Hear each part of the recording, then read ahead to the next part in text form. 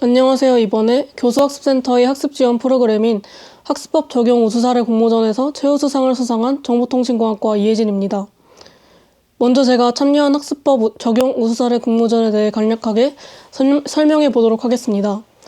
왓썹 공모전은 매학기 운영되는 수업 온라인 특강으로 습득한 학습 방법을 본인의 교과 또는 비교과 학습에 적용하여 학습 성과를 올린 방법과 사례를 PPT로 작성하여 참가하는 공모전입니다.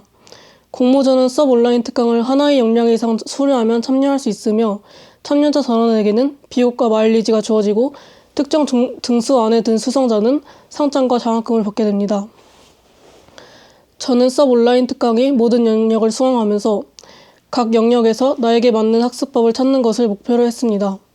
이에 4가지 영역에서 아래와 같은 학습법을 채택하였고 여름방학부터 2학기 때까지 직접 실천해 보았습니다. 첫 번째로 공부에 흥미를 느끼기 위해 저는 단계별 학습법이라는 학습 방법을 채택했습니다. 코딩 문제 풀이 사이트를 통해 코딩 문제를 단계적으로 많이 풀어보면서 부족한 개념을 짚고 나갈 수 있었습니다. 그 결과 C언어 과목에서 좋은 성적을 얻을 수 있었습니다. 중간고사 때 결과를 보고 부족하다고 생각했던 부분을 더 공부하여 기말고사 때는 더 좋은 점수를 얻을 수 있었습니다. 두 번째로 저는 1학기에 학습의 목적과 절차를 파악하지 못했기 때문에 높은 성적을 거둘 수 없었다고 생각했습니다. 이에 2학기에는 강의 계획서를 정리해놓고 노션을 통해 각 챕터별로 내용을 정리하며 매주 배운 내용을 복습할 수 있도록 했습니다. 또한 부족한 부분을 정리하는 페이지를 만들어서 추가적으로 필요한 공부를 생각해보기도 했습니다. 결과적으로 이 학습법을 통해 저는 더 배우고 싶은 공부가 무엇인지 파악할 수 있었고 그 내용을 담은 보고서를 공모전에 제출해 상을 타기도 했습니다. 세 번째로 주도적 학습 전략은 제가 가장 적극적으로 활용한 학습 전략이었습니다. 먼저 4년, 한 학기, 한 주의 목표를 설정한 뒤 이를 차근차근 달성해 나가는 방식으로 학습을 진행했습니다.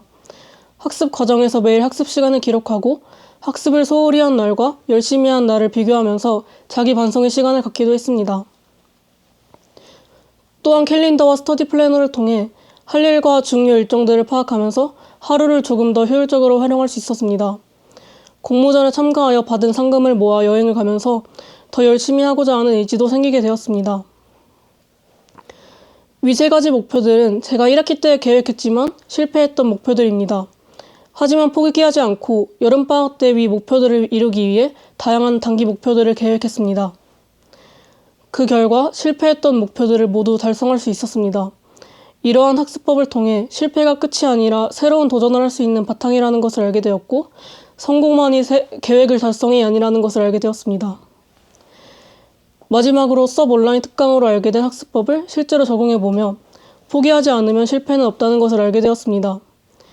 이전까지는 한 번 실패하면 다음 기회는 없을 것이라는 생각을 가지고 있었지만 이제는 실패가 끝이 아니라 새로운 도전의 시작이라고 생각하게 되었습니다.